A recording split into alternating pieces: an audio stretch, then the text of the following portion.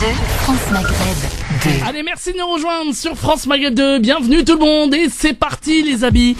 On est bien tous ensemble. Elle est de retour enfin pour notre plus grand plaisir et ça fait bien plaisir d'être avec elle. C'est la Wonder Woman du barreau de Paris les amis. Oui, elle arrive telle une Wonder Woman avec son petit bracelet quand vous avez besoin d'elle. Eh bien oui, c'est Maître Maghrebi Mansouri. Bonjour Maître Maghrebi. Bonjour Medjahed et bonjour à tous les auditeurs. Bah dis donc, quelle présentation pour cette rentrée.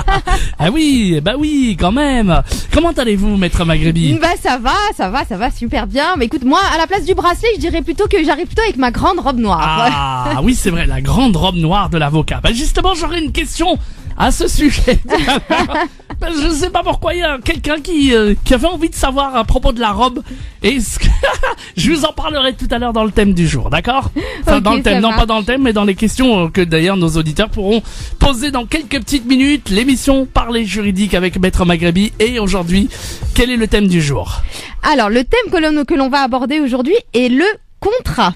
Ah bah oui, important d'avoir un contrat alors. Alors, bah c'est pas que c'est important d'avoir un contrat, c'est que je pense que c'est surtout important d'expliquer aux auditeurs ce qu'est un contrat. Parce qu'en cette période de rentrée, eh bien, nous sommes toutes et tous amenés à signer un contrat ou en tout cas à conclure un contrat. Ça peut être un contrat d'assurance, ça peut être un contrat d'assurance habitation par exemple. Ça peut être un contrat de vente, un contrat d'achat. Bref, il y a vraiment plein de sortes de contrats. Et donc je voulais un petit peu définir ce qu'était le contrat et surtout expliquer aux personnes ce qui en découle pour qu'elles puissent, si tu veux, se défendre un petit peu par elles-mêmes.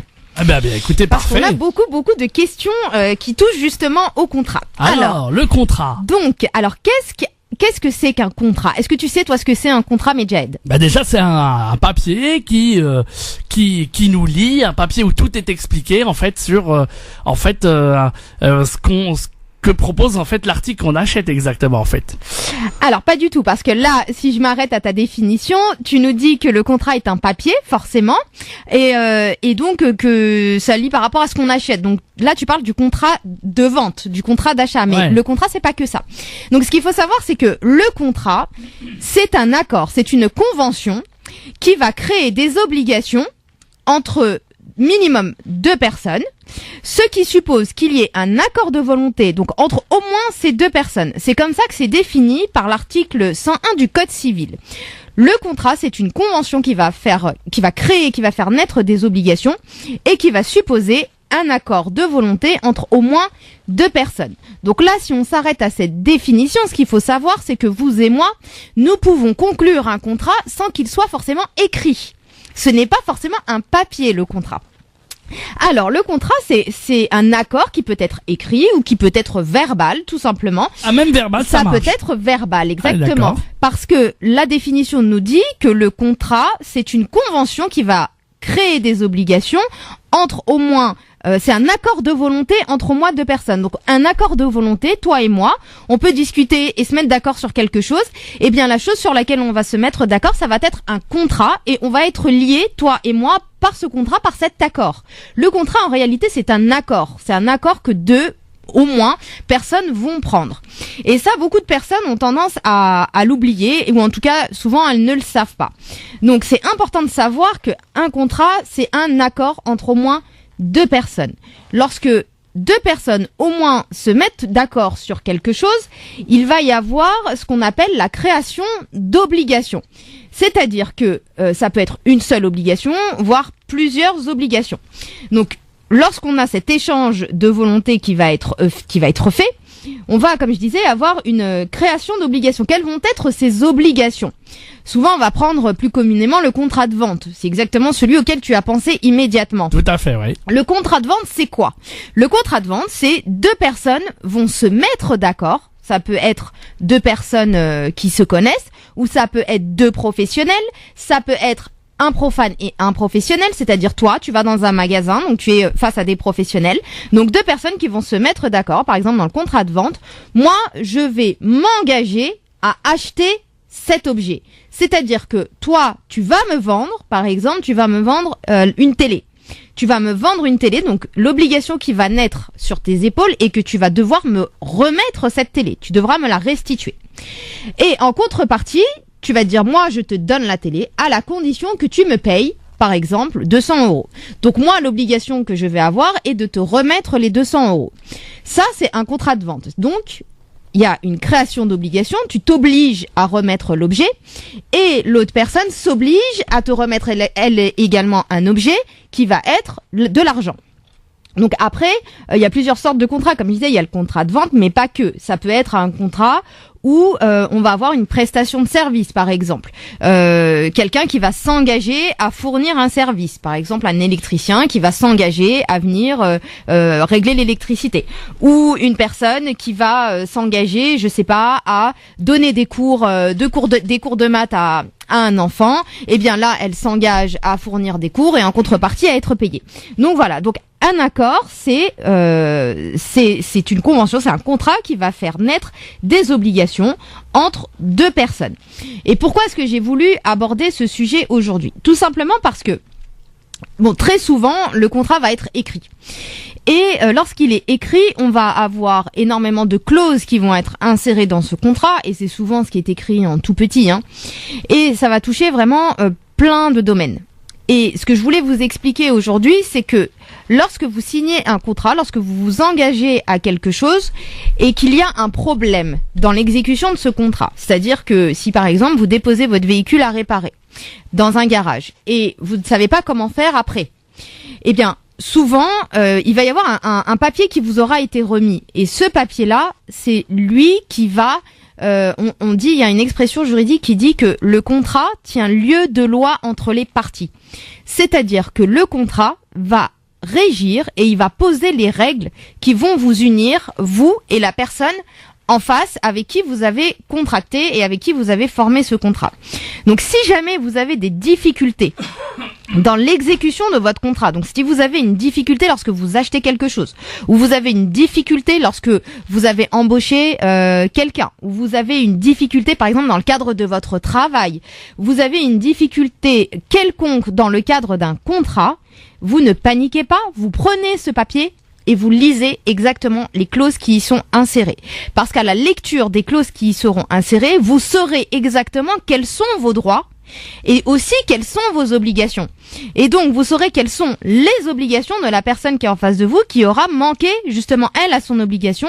Et très souvent, vous saurez quelles seront les voies de recours qui vont s'offrir à vous pour pouvoir vous défendre. Mais surtout, le contrat va permettre d'étendre et de poser les règles. Il va dire, voilà, dans le contrat, nous on a pris l'exemple du contrat de vente. Dans le contrat de vente, il s'engage à fournir une télé en bonne et due forme qui va être en état de fonctionnement et l'autre personne en face s'engage à payer. Si vous récupérez une télé qui ne fonctionne pas, eh bien vous savez tout de suite que dans votre contrat, il y a quelque chose qui n'a pas été respecté, il y a une clause qui n'a pas été respectée, donc on est face à une mauvaise exécution du contrat et dans ce cas-là, vous pouvez engager sa responsabilité.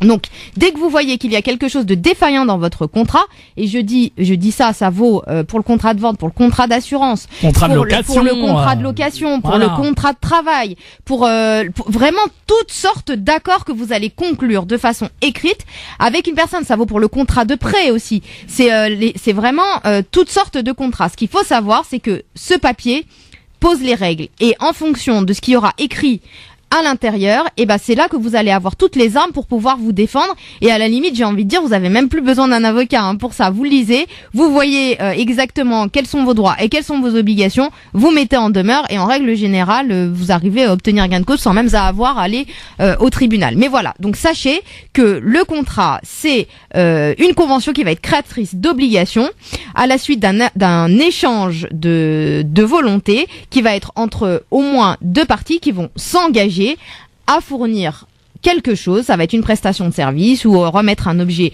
ou autre, et que dès que vous avez compris donc ce qu'est un contrat et que vous savez le lire, normalement vous êtes en mesure de pouvoir vous défendre tout seul. Exactement, donc bien lire son contrat, évidemment, ça c'est important, et donc bien signer aussi des contrats, ça aussi c'est bien important. Le lire avant de le signer. Exactement. Parce que ce qu'il faut savoir, c'est que lorsqu'on est face à un contrat écrit, votre accord, l'échange de volonté souvent se forme au moment de la signature du contrat. Exactement. Donc si vous signez, vous vous engagez. Donc là aussi, il faut savoir que d'un côté, vous avez des droits, mais si vous signez, vous avez des obligations. Et que les obligations pour lesquelles vous vous engagez, faut les respecter également. Exactement. Merci beaucoup en tout cas de nous avoir parlé de ce contrat très important. Donc en tout cas, voilà pour aujourd'hui, c'était notre thème du jour. Et bien maintenant, on vous attend au standard pour répondre à toutes vos questions juridiques en direct sur l'antenne de France Maghreb 2. Le numéro du standard 0892 23 99 50. Quelle que soit la question d'ordre juridique, Maître Maghrebi vous répond en direct. Vous êtes les bienvenus. 0892 23 99 50 si vous avez déposé par exemple un dossier de regroupement familial, vous n'arrivez pas à vous en sortir, elle s'occupe du droit des étrangers, droit du travail, harcèlement au travail, vous subissez le harcèlement, vous voulez poser une question, il n'y a pas de souci, 0892 23 99 50. Elle s'occupe aussi du droit de la santé également, vous avez eu des problèmes avec des médecins, des chirurgiens, bref, tout ce que vous voulez. Vous avez des questions dans le domaine de la santé, pareil, un petit coup de fil, c'est gratuit, 0892 23 99 50 étoile et le choix numéro 1 et ce jusqu'à 16h. Mais alors je vous conseille vraiment de nous appeler dès maintenant parce que souvent on constate et on l'a constaté que vous appelez souvent au dernier moment et Maître Maghrebi ne peut pas vous répondre et Maître Maghrebi le dit toujours, elle veut répondre à tous et à toutes. Donc n'hésitez pas dès maintenant si vous avez une question, si vous avez envie de parler à Maître Maghrebi, eh bien c'est gratuit et c'est au 0892 23 99 50 que vous soyez à Paris ou en région parisienne, mais aussi tous nos auditeurs de province. Je vous en prie, vous êtes les bienvenus. Toutes les questions juridiques sont les bienvenues dans cette émission Parler juridique. On va marquer la pause et on va directement enchaîner avec vos premières questions. 0892 23 99 50. On vous attend, à tout de suite. France Maghreb 2. France Maghreb 2. Allez, merci de nous rejoindre sur France Maghreb 2. Maître Maghrebi Mansouri, évidemment, rattaché au cabinet BMM du barreau de Paris, évidemment. Vous pouvez joindre Maître Maghrebi si vous souhaitez prendre un rendez-vous avec elle. Le 06 12 14 34 96. Quelle que soit la difficulté, une avocate honnête, sincère, professionnelle pour vous aider. Vous pouvez la joindre, je vous le rappelle, au 06 12 14 34 96. Mais là, vos questions gratuites au standard, c'est maintenant 0892 23 99 50. Maître Maghrebi, on va tout de suite rentrer dans le vif du sujet. On a un premier auditeur, il s'appelle Amar, il est avec nous sur France Maghreb 2. Bonjour Amar. Bonjour. Bienvenue à vous. Ça va bien et vous? Merci de votre accueil. Avec Bonjour, plaisir. Amar. Vous nous appelez d'où, Amar? Moi, je vous appelle de Montreuil, en fait. Montreuil, dans le 93. Très bien. Bah Voilà. écoutez, Maître Maghrebi vous écoute. Allez-y. En fait, bonjour maître. Hein. Bonjour Amar. Je voulais vous poser une question. En fait, j'ai une personne dans mon entourage qui travaille en situation irrégulière et ça fait 3 ans qu'elle travaille comme ça. On va dire, comme on dit en jargon, on travaille au noir. Est-ce qu'elle a une possibilité, cette personne, de se faire déclarer ou son patron, est-ce qu'il peut l'aider au moins pour qu'il puisse faire ses papiers ou je sais pas, avoir au moins des fiches de paie pour pouvoir être moi je sais pas comment expliquer. Oui, pour se régulariser vis-à-vis de sa situation quoi. Oui, en fait, vous voulez savoir si elle peut bénéficier d'une régularisation et donc d'un titre de séjour par le biais du travail. C'est clair parce que là demain elle a pas de droit, elle a rien. Demain il a licencié, bon il n'y a même pas de contrat, il n'y a rien, donc elle peut pas faire valoir ses droits, je sais pas. Bah, c'est assez compliqué, hein, parce que en fait c'est un peu, cette situation c'est un peu le serpent qui se mord la queue, dans le sens où l'employeur généralement a peur de déclarer une personne qui est en situation irrégulière. Mais en même temps, la préfecture, pour régulariser des personnes en situation irrégulière par le biais du travail, elle demande à ce qu'elles soient déclarées par l'employeur. Oui, c'est ça en fait, ouais, vous avez Donc raison. c'est très compliqué. Le patron, il peut faire des démarches, il peut envoyer des démarches. L'employeur, lui, il peut et il doit normalement, lorsqu'il embauche un salarié, il doit le déclarer, il doit lui fournir des fiches de paye en bonne et due forme, il doit payer les charges sociales qui vont le concerner. Il est censé faire tout ça. Sauf que il a pas, généralement, l'employeur ne veut pas le faire parce qu'il a peur en cas de contrôle. Parce que si jamais il y a un contrôle et qu'il se rende compte que son salarié est en situation irrégulière sur le territoire, il risque lui aussi des sanctions. D'accord. Donc ce qui se passe très souvent, c'est que ce qu'on rencontre souvent, c'est qu'il y a des personnes qui sont en situation irrégulière et qui arrivent à se procurer des faux documents des faux titres de séjour ou des fausses pièces d'identité. Et c'est à l'aide de ces faux papiers qu'elles se font embaucher auprès d'un employeur et que du coup, elles ont les fiches de paye, elles ont la déclaration, elles ont le contrat de travail, elles ont tout. Sauf que là encore, en cas de contrôle, du coup, lui, l'employeur, il est de bonne foi, il ne le savait pas, donc il risque rien. Mais le salarié, lui, il se met dans une situation très dangereuse dans le sens où, avec ses faux papiers, après, voilà, exactement. Et donc après, c'est de la correctionnelle. Donc la situation, elle est vraiment très très compliquée. C'est soit il arrive à trouver un employeur qui va accepter de prendre le risque de l'embaucher et de le déclarer et de lui fournir des fiches de paye pour que au bout de 2-3 ans, comme là si ça fait 3 ans qu'il travaille, s'il avait eu 3 ans de fiches de paye, au bout de 3 ans, il peut tenter une demande de titre de séjour, enfin une demande, c'est une demande exceptionnelle, c'est une demande de titre de séjour en raison du travail sur, c'est un titre de séjour salarié tout simplement, un titre de séjour salarié en utilisant toutes les fiches de paye qu'il aura eu, le contrat de travail plus le CERFA que l'employeur va remplir, enfin. Il y en a qui arrivent à être régularisés comme ça, mais c'est assez compliqué. D'ailleurs, j'ai entendu parler de ça, Maître Maghrebi, des gens qui déclaraient carrément, des patrons qui déclaraient en fait à l'URSSAF leurs employés et qui finalement, par rapport à la loi Valls, ils sont pas en situation. Alors c'est pas une loi, c'est une circulaire. Voilà, par rapport à la circulaire Valls, apparemment, c'est ce que j'aurais entendu, Maître, mais peut-être vous pourrez nous dire si c'est faux ou pas vrai ou vrai. Que là, l'employeur, il peut aider. En fait, il peut aider le salarié à pouvoir bénéficier d'un titre de séjour salarié en faisant les démarches, parce que de toute façon, un titre de séjour salarié, tu ne pourras jamais l'avoir sans l'aide de l'employeur. En gros, c'est l'employeur qui fait quasiment tout. Le dossier, il est à remplir par l'employeur. C'est un peu contradictoire parce qu'il faut être en situation régulière pour travailler avec une autorisation de travailler sur le territoire. Mais en même temps, il peut c'est compliqué. C'est très compliqué. Il faut qu'il peut faire la démarche, je crois, c'est en préfecture, c'est auprès de la exactement, c'est auprès de la préfecture, mais la préfecture, en fait, le dossier que vous déposez à la préfecture dans le cadre d'un titre de séjour salarié, c'est pas vraiment la préfecture qui prend la décision, même si le dossier il est déposé auprès d'elle. C'est la directe. Exactement, c'est la directe qui décide parce que c'est elle qui délivre les autorisations de travail. Et elle, en fonction de la situation, elle va voir si oui ou non ce salarié a besoin d'une autorisation de travail pour pouvoir travailler au poste qui aura été décrit par l'employeur au sein de cette société-là. Et là encore, c'est après souvent c'est plus facile d'obtenir un titre de séjour salarié lorsqu'on est à l'étranger et qu'on a qu'on a des compétences spéciales. Là, on peut contacter directement, on se rapproche de la directe, l'employeur remplit le dossier, il dit voilà, moi par exemple, j'ai besoin d'un salarié qui parle le japonais, qui a 10 ans d'expérience dans je sais pas tel domaine. Il arrive à trouver au Japon un salarié qui remplit toutes ces conditions-là.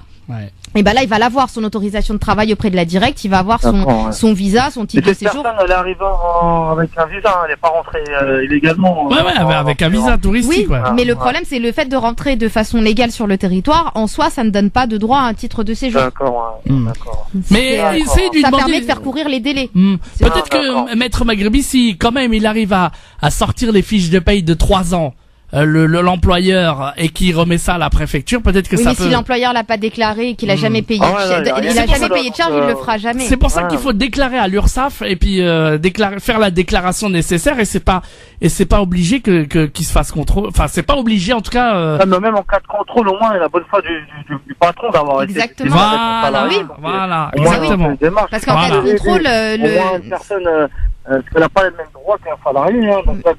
Mais après, ce qu'il faut savoir, c'est que une personne qui est en situation irrégulière et qui se fait embaucher, pour reprendre votre expression, au noir, elle a des droits. C'est-à-dire qu'elle peut très bien saisir le Conseil des prud'hommes en revendiquant son droit, parce qu'il y a quand même, c'est ce que j'expliquais tout à l'heure, dès qu'on a un échange de volonté, on est face à la création d'un contrat. Le contrat de travail, il n'est pas forcément écrit. C'est compliqué en France, et tous les sans-papiers, je pense qu'ils doivent le vivre. Et quand ils ont envie de, par exemple, déposer plainte, ils vont au commissariat, ils déposent plainte, ils font une pièce d'identité. Hop, une passeport. Oui, mais la pièce d'identité qui vous demande, Après, oui, c'est sûr que c'est assez compliqué quand on est en situation irrégulière de se rendre au commissariat. Mais là, dans le cadre de votre ami, sa situation, elle n'a pas besoin d'aller déjà. ce qu'il faut savoir, c'est que la plainte, on n'est pas obligé de la faire au commissariat. Au procureur. On peut s'adresser directement au procureur de la République par le biais d'un recommandé. Donc il peut très bien écrire un recommandé et l'envoyer directement au procureur près du tribunal de grande instance. Donc il peut déjà faire ça, comme ça il se déplace pas au commissariat. Après, au niveau du commissariat, quand on demande une pièce d'identité, on demande pas forcément. Bon, c'est vrai que c'est mieux d'être en situation irrégulière et c'est préférable, mais si on n'est pas en situation régulière, la pièce d'identité, ça peut être un passeport. Ouais. C'est souvent, ils nous demandent le passeport pour pouvoir justifier de son identité. Et souvent aussi, Maître Maghrebi, ils vont pas comme ça tout de suite spontanément dire ah mais lui il est en situation. Ils ont pas toujours Non, les et puis droits. souvent Voilà. ils ont autre chose à Bah faire. oui, ils en le ont. point, Hein. non, Bah oui. La personne qui va poser cette question-là. Vous voyez ce que je veux dire? Oui, bien sûr. C'est dans la gueule du loup, quoi. Oui, non, oui, mais après voilà, il peut appeler aussi le commissariat avant d'y aller, hein, pour vraiment Non, c'est s'assurer clair. qu'il n'y a pas de souci. Écoutez, merci pour tous vos conseils. Bah écoutez, de rien, et vraiment dites à cette personne que elle a des droits, hein, en tout cas au niveau du droit du travail, et elle peut saisir le Conseil des prud'hommes pour revendiquer si jamais il lui a pas versé ses salaires ou autre. Espérer, lui dire, je vais vous aider. Enfin, ils sont deux comme ça. Hein. Ouais. Je vais vous aider. Les mois ils passent, les jours ils passent. Là, comme là, il a fermé au mois d'août. Il les a pas payés, il est parti.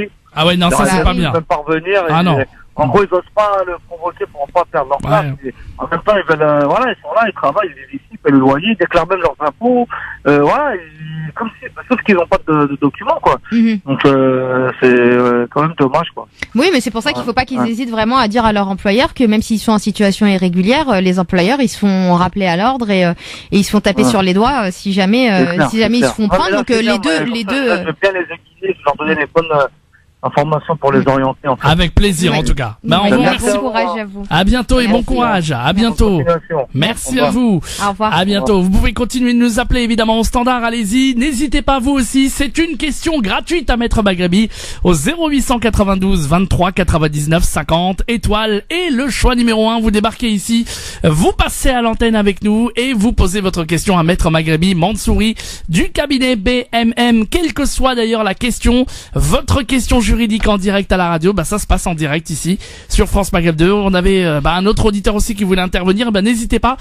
Plus vous appelez tôt, je vous le rappelle, plus on vous prend directement au standard.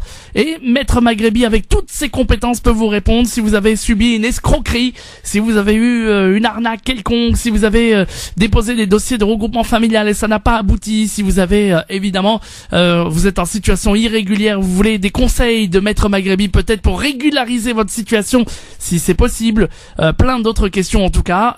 Maître Maghrebi, dans la mesure de ses moyens, vous répondra et c'est gratuit. 0892 23 99 50 étoiles et le choix numéro 1. On va marquer une petite pause musicale et on vous retrouve juste après. France Maghreb 2, France Maghreb 2. Allez, tout de suite au standard avec vos questions dans une petite seconde. 0892 23 99 50 étoiles et le choix numéro 1. Venez vite au standard, je vous attends. France Maghreb 2, France Maghreb 2. Sur 93.8 FM, sur 93.8 FM à Marseille et toute sa région. Le grand retour de Maître Maghrebi du cabinet BMM au barreau de Paris évidemment. Une vraie professionnelle pour vous aider. Je vous rappelle que vous pouvez prendre un rendez-vous avec elle. Vous pouvez l'appeler à son numéro de téléphone. Notez bien justement, uniquement pour les rendez-vous, je le rappelle. C'est très important de le souligner. Elle est joignable au 06 12 14 34 96. Notez bien, 06 12 14 34 96. C'est le numéro de téléphone de Maître Maghrebi. Les questions gratuites, c'est maintenant. 0892 23 99 50. Je sais que vous kiffez cette ville. Maître Maghrebi, on va accueillir un Marseillais. Il s'appelle Mohamed. Eh oui, l'OM. Mohamed, bonjour. Est-ce que Mohamed est là? Mohamed, vous m'entendez? Bon Mohamed il a pas pu les Marseillais sont pas disciplinés, hein. Je lui ai dit d'attendre. Mais si, ils sont disciplinés les Marseillais, mais bon, voilà. il a dû peut-être avoir un petit problème ou alors que les Parisiens, eux, sont disciplinés, regarde. Absolument pas, mais non, les Marseillais aussi sont disciplinés. Les Marseillais réagissez s'il vous plaît. 0892 23 99 50. Regardez, elle est de la région parisienne, elle est disciplinée. Dalila, bonjour. Oui, bonjour. Ah voilà, elle répond. Je suis désolé. Le Marseillais, il a raccroché. Il est parti ailleurs. Il a peut-être pas raccroché. Tu peux pas savoir. D'accord, ok, d'accord. Voilà, on pardonnera le Marseillais. Mohamed, tu nous rappelles quand tu veux. Dalila, bienvenue. Vous nous appelez d'Aulnay-sous-Bois, c'est ça? Oui, voilà, tout à fait. Bien, Maître Maghrebi vous écoute, Dalila. Alors moi j'aurais une question pour une personne qui vient de l'étranger, du Maroc Oui. principalement, et qui a un visa de 3 mois. Oui. Est-ce qu'il peut prétendre à ouvrir quelque chose ici, par exemple, se mettre à son compte ou pas?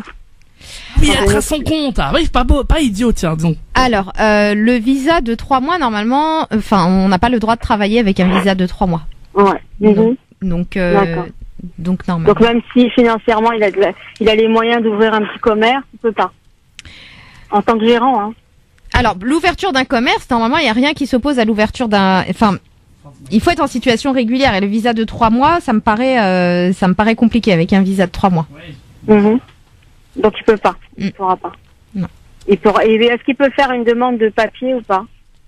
Oui, ça par contre, il peut très bien demander il y a des titres de séjour qui existent pour justement pour certaines professions, pour les commerçants, un titre de séjour pour les commerçants, pour les artisans, là par rapport à ça, normalement il y aura pas de souci. Après il y a plein de conditions à remplir, que ce soit au niveau financier, au niveau administratif, mais oui, il y a des solutions. Et oui, il peut s'adresser en fait pour quand il arrive et avec son visa de 3 mois. Qu'est-ce qu'il doit faire en premier lieu? Après, pour tout ce qui est commerce, moi, ce que je conseille généralement, c'est de se rendre directement au tribunal de commerce pour essayer d'aller voir directement, parce que les dossiers, ils sont à déposer là-bas, donc aller voir directement auprès du tribunal de commerce ou se rapprocher d'un avocat qui va être spécialisé dans la matière pour pouvoir l'aider à la rédaction des statuts et à l'ouverture de sa structure. Et s'il veut faire une demande de papier, de papier, en fait, de régularisation, il peut ou pas sans ouvrir un commerce en ayant un visa de 3 mois? Il est arrivé tout seul comme ça ou il a des attaches en France? Il a quoi? Non, il a des attaches, il a des frères et sœurs, il a des attaches. J'ai pas compris votre question. En fait, il voudrait s'installer en France à la base. Oui. Donc, par le moyen d'un commerce ou bien par le moyen de demander papier. D'accord. Est-ce que c'est possible en venant avec un visa de 3 mois en touriste, est-ce que c'est possible qu'il s'installe en France? Alors, le visa de 3 mois, non, le visa de 3 mois, en fait, si vous voulez, au niveau des visas, il y a 2 sortes de visas. Il y a le visa C et le visa D. Le visa C, c'est le visa court séjour, qui est généralement de 3 mois. Ouais. Et le visa D, qui est le visa long séjour, qui est de moins 1 an, généralement, avec lequel on peut avoir une autorisation de travail. Le visa C, le visa court séjour, c'est un visa qui ne donne pas vocation à s'installer sur le territoire, normalement. D'accord. Donc, non, a priori, avec un visa C, on ne peut pas s'installer. Maintenant, si on est après, ça va dépendre. Ça va être un peu du cas par cas. Faut voir in concreto quelle est la situation de la personne. Une personne qui va venir avec un visa de 3 mois, qui va être gravement malade et qui ne pourra pas se faire soigner dans son pays d'origine, elle pourrait tenter de demander un visa, de demander un titre de séjour pour soins, par exemple. Ou une personne, ou par exemple un salarié qui va avoir des compétences très spéciales et qui va trouver un employeur qui va lui faire toutes les démarches auprès de la directe. Il pourrait peut-être tenter un titre de séjour salarié. Après, vraiment, ça dépend des situations. Ça dépend vraiment des situations. Et là, mais en règle générale, le commerçant, l'artisan, avec un visa court séjour, il peut pas. Ce qu'il lui faut, c'est il doit obtenir un visa D, donc un visa long séjour pour pouvoir rentrer en France et exercer son activité immédiatement. Mais le visa court séjour en lui-même, non, ça suffira pas. En fait, ça suffira pas. Non. Sauf s'il trouve un emploi un employeur qui peut l'embaucher suivant ses compétences, quoi. Et là encore, c'est un peu la question qu'on avait tout à l'heure. Même au niveau de l'employeur, pour avoir un titre de séjour salarié, c'est vraiment sous conditions strictes. C'est pas comme ça. Souvent, vaut mieux l'obtenir de l'étranger. C'est-à-dire lorsqu'on est encore dans son pays d'origine, l'employeur fait toutes les démarches, il obtient l'autorisation de travail auprès de la directe. On lui appose le visa D, donc le visa long séjour sur son passeport. Il vient sur le territoire et là, il peut travailler et avoir sa carte de séjour. Sinon, Maître Maghrebi, vous nous disiez que pour qu'il puisse bénéficier d'un titre de séjour, il faut qu'il reste pendant 10 ans en situation irrégulière. C'est ça que vous m'avez dit. En situation irrégulière, tu veux dire. Oui. En règle générale, ce qui est prévu par les textes, ce qui est prévu par la loi, parce qu'il faut bien distinguer les mesures qui sont mises en place par les circulaires et ce qui est prévu par arrêté, par décret et ce qui est prévu par la loi. La loi, elle, ce qu'elle prévoit, c'est 10 ans. Il faut prouver 10 ans de présence sur le territoire pour pouvoir obtenir un titre de séjour privé et familial. Voilà. Et souvent, ce qui pose problème, c'est que les personnes, lorsqu'elles arrivent sur le territoire, elles ne savent pas qu'il faut absolument qu'elles perdent quelques années avant elles perdent quelques années à prouver, parce que il suffit. Moi j'ai déjà eu par exemple le cas de personnes qui sont arrivées, un exemple en 2001. En 2001, à compter de 2011, elles pouvaient obtenir un titre de séjour vie privée familiale pour 10 ans de présence, sauf que la personne, elle a commencé à déclarer ses impôts en 2010, elle a demandé l'AME en 2005, elle a entre-temps, elle a eu des amis en Espagne, elle est partie en Espagne, elle est revenue, enfin voilà. Et plein de choses qu'il ne faut absolument pas faire. En fait, dès l'arrivée, faut faut faire ça. D'accord, donc avec un visa de 3 mois, il peut rien faire, quoi. Il peut passer des vacances, mais à part ça... Des vacances, voilà, exactement. Merci beaucoup, c'est gentil. Excusez-moi, avant de partir, elle disait, cette dame, il avait des membres de la famille en France. Il peut pas, il y a rien à faire. C'est le vie privée familiale. Oui. Le fait d'avoir sa famille, le simple fait d'avoir des membres de sa famille sur le territoire ne confère pas un droit à une régularisation. Ouais, c'est ça. Après, tout dépend de la personne. Si c'est son époux, si c'est son épouse, ou si c'est ses enfants, c'est pas la même chose que si c'est ses cousins, cousines, père, mère. Alors, on est désolé, mais on vous répond. Voilà. Merci beaucoup en tout cas. Merci à vous en tout cas. À bientôt. Au revoir. Bah oui, en tout cas, vous avez. C'est dur à dire, mais malheureusement, c'est vrai qu'avec un visa de 3 mois, c'est très difficile d'obtenir un titre de séjour comme ça. Hein. On est d'accord. Et surtout que pourquoi les consulats ont du mal à délivrer le visa de 3 mois, enfin le visa C, ils ont du mal à le délivrer parce que ils ont peur que justement les personnes utilisent ce visa uniquement pour rentrer sur le territoire et s'y installer et qu'elles ne rentrent pas. Parce que souvent, comme il est très compliqué d'avoir un visa long séjour, celui qui confère généralement le titre de séjour, par la suite, les personnes se rabattent sur le visa C, sur le visa court séjour et évidemment. Et tentent de rester sur le territoire français, 0892 23 99 50 étoile et le choix numéro 1. On a peut-être le retour de Mohamed de Marseille. Bonjour Mohamed.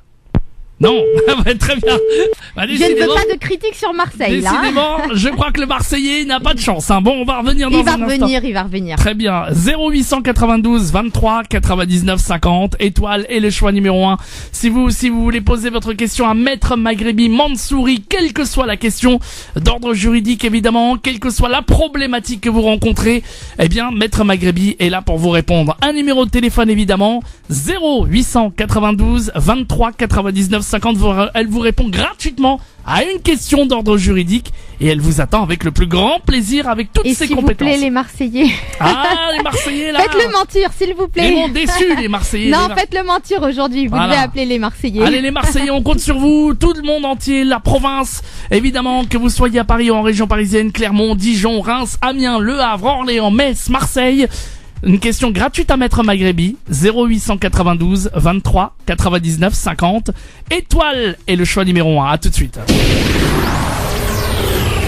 France Maghreb 2, France Maghreb 2. Chouette, on s'est débarrassé de la pub, on est donc tranquille pour répondre à toutes vos questions d'ordre juridique. Maître Maghrebi Mansouri du cabinet BMM, rattaché au barreau de Paris, N'hésitez pas à prendre un rendez-vous avec elle si vous avez des difficultés dans vos dossiers. Elle est là, elle sera honnête, elle vous aidera dans la mesure du possible évidemment. Pour prendre un rendez-vous avec Maître Maghrebi, je vous donne son numéro de téléphone, notez-le bien, 06 12 14 34 96 06 12 14 34 96. Et là vos questions gratuites c'est maintenant, 0892 23 99 50. On va partir direction Orléans avec Leïla qui est avec nous. Bonjour Leïla. Oui, bonjour. Bienvenue Leïla. Merci, c'est gentil. Ça fait plaisir. Maître Maghrebi vous écoute. Bonjour Maître Maghrebi. Bonjour Leïla. Le téléphone de Maître Maghrebi est en train de sonner. Vous inquiétez pas. Alors, on va le mettre sur silence, c'est pas grave. Exactement. D'accord. Alors, donc moi en fait je vous ai appelé déjà avant les vacances pour suite à un dossier de refus auprès du préfet de Tours suite à un dossier de nationalité française. Oui. Donc qui a été refusé suite à une petite bagarre qui s'est déroulée en 2009. D'accord. Ah oui, c'est cette question qui a fait beaucoup de vues d'ailleurs sur YouTube je crois. Oui, alors allez-y, oui. Voilà, donc en fait, du coup, j'ai appelé à votre cabinet avant que vous partiez en vacances et donc j'attendais un mail de votre part, mais bon, je pense que vous êtes débordé, donc je comprends tout à fait.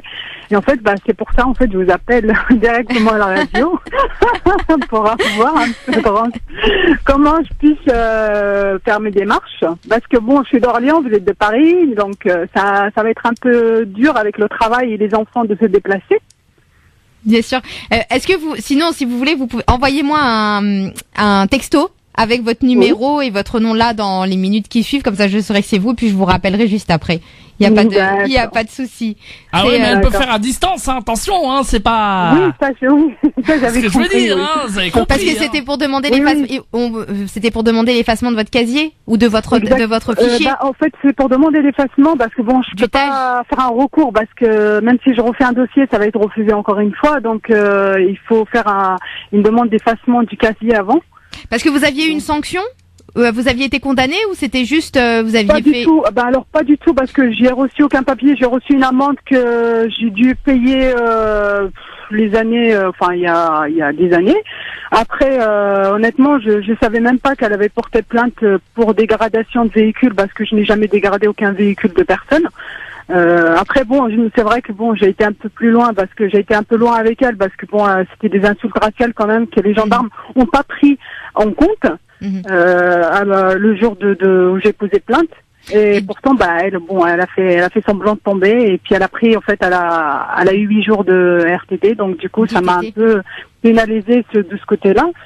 Donc aujourd'hui, en fait, j'ai reçu le courrier avant les vacances quand je vous ai appelé justement et que ça a été refusé par rapport à ça. Et puis ça a été refusé parce que j'ai pas répondu à toutes les questions.